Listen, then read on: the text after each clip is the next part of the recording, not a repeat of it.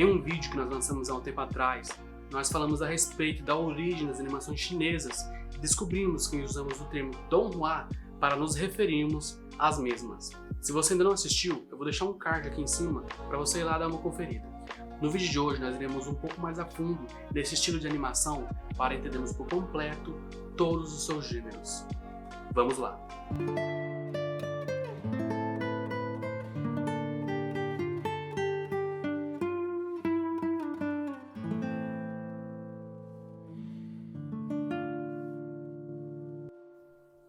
Como nós acabamos de falar, os Donghua são basicamente os animes chineses e, como tal, possuem gêneros semelhantes. Por conta disso, nós iremos abordar os gêneros presentes nas animações japonesas, porque as únicas diferenças entre os dois, nesse quesito, são apenas as características das culturas, de suas respectivas culturas presentes nas animações. E caso você não saiba, nós temos um vídeo aqui no canal comentando 5 características dos Donghua, que são diferentes dos animes japoneses. Caso você não tenha assistido, eu vou deixar um vídeo aqui em cima para depois você poder dar uma conferida, demorou? Os romances de cultivo nasceram há mais de 2000 anos atrás e é o gênero mais popular na China atualmente. É por isso que tem tanto esforço empregado na criação de novas obras desse gênero ou em novas adaptações em forma de Donghua ou filmes e por aí vai. Apesar de falarmos gênero de cultivo, essa forma não é correta, porque cultivo abrange várias coisas e tem muitas nuances e cada um dos estilos de romance de cultivo que fica difícil entender a respeito do que exatamente estamos falando. Então o certo é usarmos um dos 3 termos, Xuanhuan, Xianxia ou Wuxia, porque assim fica mais fácil de compreender a respeito do que estamos falando. Se você não sabe qual é a diferença de um para o outro, tem um vídeo aqui no canal também, que eu vou deixar um card aqui em cima, explicando a diferença de um para outro. Então esse vídeo é bem útil. O exemplo que nós podemos usar para você entender a forma de dizer o tipo de gênero que o Donghua é o seguinte: Donghua de cultivo do gênero Wuxia, Donghua de cultivo Xianxia ou Donghua Xuanhuan. Falar dessa forma fica muito mais fácil de entender a respeito do que exatamente nós estamos falando. Então, quando alguém for falar alguma coisa de gênero de cultivo e tudo mais, é bom especificar que tipo de cultivo exatamente estamos falando, porque todas essas 3 são completamente diferentes de uma da outra, a proposta de cada uma delas são completamente de uma da outra, então isso facilita muito na hora que estivermos conversando a respeito de romances de cultivo. É por isso que eu estou fazendo tantos vídeos a respeito do gênero de cultivo, porque são tantas nuances a respeito de cada um desse gênero e é tanta desinformação ou ignorância mesmo a respeito do gênero que fica difícil falarmos a respeito de cada um. Então eu estou lançando vários vídeos aqui no canal a respeito disso para que não haja dúvidas a respeito de mais nada com relação a nenhum desses gêneros. Então, além desse vídeo aqui, eu pretendo lançar pelo menos mais um a respeito de cada um, para aprofundarmos em todos completamente. Nessas histórias, nós geralmente encontramos a figura de um personagem solitário em uma aventura épica, repleta de poderes sobrenaturais e criaturas místicas como deuses e demônios. O cultivo é baseado em um estilo de meditação que existe na vida real, o Qigong. O Qigong é um estilo de meditação que coordena a movimentação corporal com posturas e respiração, com um objetivo simples de obter saúde mental, espiritual e melhorar a compreensão. E é por isso que por um bom tempo os romances Wuxia não eram considerados romances de cultivo, porque apesar de ter, esse nunca foi o foco. Wuxia significa herói marcial, sendo Wu marcial e Xia herói. Agora Xian, Xia, significa herói imortal. O imortal descrito na palavra Xian não é o imortal que nós conhecemos de forma tradicional. É um imortal de um ser transcendente presente na mitologia chinesa que descreve um ser ascendente. Ou seja, não é simplesmente uma pessoa que é imortal, ele é literalmente um outro ser. Ele deixa de ser o que ele é para ser uma outra coisa, uma entidade que é do além da nossa compreensão. Por isso é bem comum encontrarmos outras palavras, né, para descrever esse ser Xi'an além do imortal. Geralmente é descrito como iluminado ou celestial. Essas duas palavras são bem comuns para descrever o Xi'an nessas histórias. E como eu falei, muitos autores passam a usar, né, a palavra que eu falei de imortal ou celestial para descrever esses seres, porque imortal geralmente é usado para descrever os cultivadores.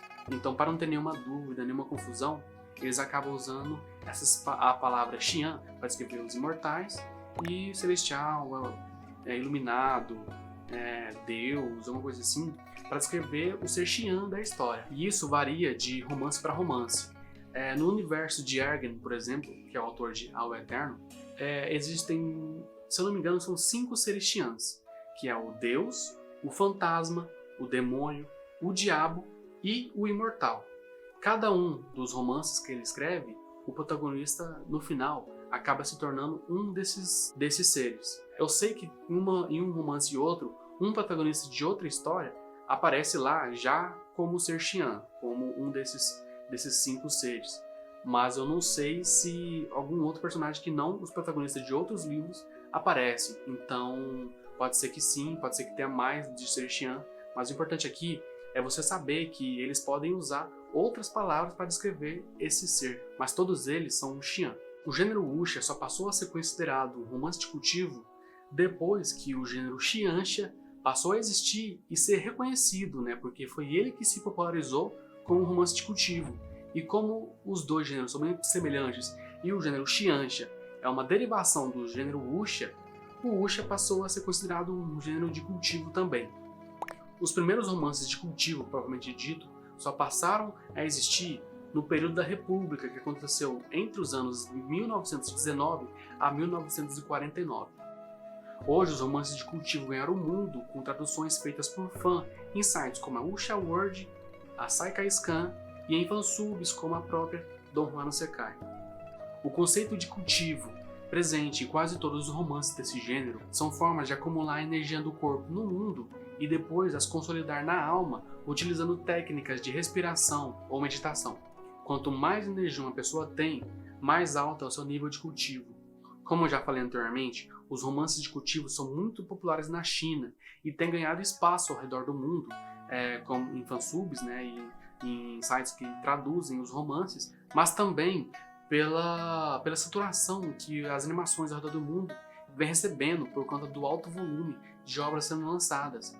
Então, para aguentar uma demanda desse tamanho, a maioria dos romances são obras clichês que não têm uma profundidade no universo criado e tudo mais. E são poucas exceções que podemos contar na mão, né, na última década. Então, essa saturação no mercado tem dado um espaço muito grande para os Don Juans crescerem ao redor, né, de todas as suas áreas, sendo, né, nos livros da literatura, né, nos mangás, que é os manhwas chineses, e também agora nas adaptações, que eles começaram com força de 2017 para cá. E ela ganha espaço com facilidade, porque a maioria dessas obras, né, que surgem nessas outras regiões são baseadas em obras de no máximo 100, 200, 300 anos, enquanto, né, nos Don Juans são histórias de literatura que vem evoluindo há mais de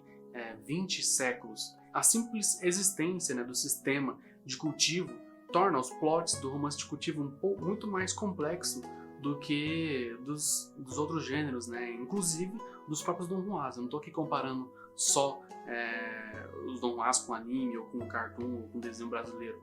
Eu estou comparando os romances de cultivo com todos os outros, que inclusive existe nos Don Juans, né? Os outros gêneros dos próprios Don Juans. Então, quando eu falo assim, dele ser melhor e tal, não é comparando com um anime japonês ou outra coisa assim, é com todos os outros gêneros.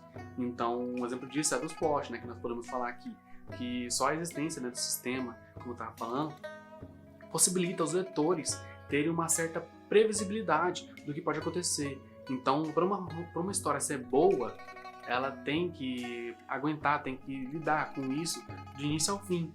E as histórias, elas não podem se repetir tanto e tudo mais. E as histórias de romance de cultivo geralmente é muito, muito grande.